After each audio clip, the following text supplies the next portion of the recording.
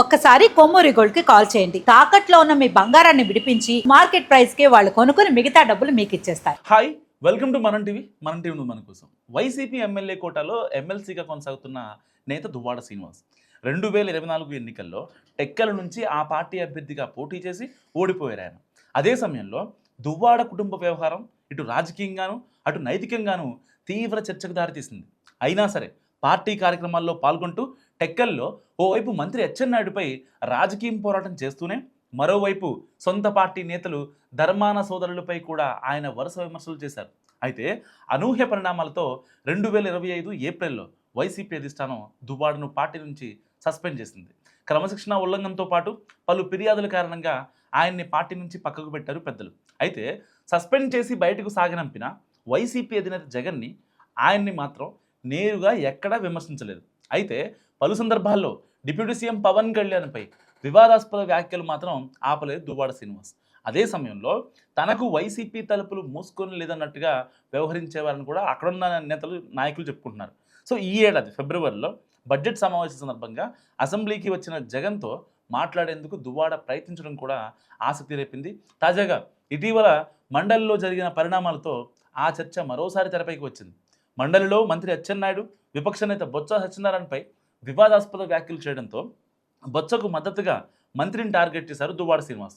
అచ్చెన్నాయుడు వ్యాఖ్యలకు గట్టిగా కౌంటర్ ఇచ్చారు ఆయన. ఇక్కడే కథలో కీలక మలుపు కనిపించింది.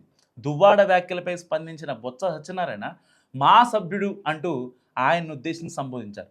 దీంతో అధికారికంగా వైసీపీకి దూరంగా ఉన్న నేతను మా సభ్యుడు అని బొత్స ఎందుకన్నారు అంటూ ఇప్పుడు పొలిటికల్ సర్కిల్స్లో డిస్కషన్ నడుస్తుంది. మండలి సమావేశాల్లో వైసీపీ సభ్యులతో దువ్వాడ సన్నిహితంగా ఉన్నారు. వైసీపీ డిప్యూటీ చైర్మన్ ఎన్నిక ఏకగ్రీవమే అయినా ముందుగా తన మద్దతు ప్రకటించినట్లు సమాచారం. సో వైసీపీ సభ్యులతో కలిసి మీడియా సమావేశాల్లో కనిపించడం, అవసరమైన సందర్భాల్లో ఆ పార్టీ వాదనకు మద్దతుగా మాట్లాడటం వంటి సీన్స్ కూడా చూసాం మనం.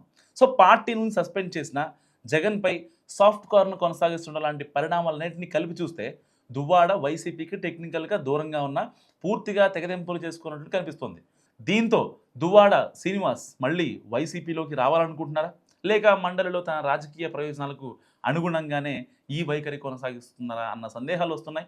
ఒకవేళ దువ్వాడ తిరిగి పార్టీలోకి రావాలనుకుంటే వైసీపీ అధిష్టానం అందుకు సానుకూలంగా ఉంటుందా అన్నది ఇక్కడ ప్రధానమైన ప్రశ్న. సో టెక్కల్లో పార్టీ సమీకరణాలు, అచ్చెన్నాయుడితో దువ్వాడకు ఉన్న రాజకీయ వైరం, ధర్మాన సోదరులతో విభేదాలు ఇవన్నీ లెక్కలోకి తీసుకోవాల్సిందేనని పార్టీ వర్గాలే అంటున్నాయి. అయితే అధికారికంగా సస్పెన్షన్లో ఉన్న నేత వైసీపీ సభ్యులతో కలిసి అడుగులు వేయటం, అవసరమైనప్పుడు వైసీపీకి మద్దతు ఇవ్వడం, అన్నింటికీ మించి బొత్స వంటి సీనియర్ నేత నోట మా సభ్యుడు అన్న మాట రావడం లాంటివన్నీ కలిపి చూస్తుంటే మాత్రం దువ్వాడ రాజకీయ ప్రయాణం మళ్ళీ వైసీపీ వైపు టర్న్ అయినట్టే కనిపిస్తుంది అంటున్నారు. ఇక బొత్స యాదృచ్ఛికంగా దువ్వాడను ఉద్దేశించి మా సభ్యుడిని అన్నారా, లేక దాని వెనక రాజకీయ కోణం ఉందా అనేది ఆసక్తికరంగా మారింది. సో ఈ పరిస్థితుల్లో ధర్మాన బ్రదర్స్ రియాక్షన్స్ ఎలా ఉంటుందని కూడా ఆసక్తిగా గమనిస్తున్నాయి.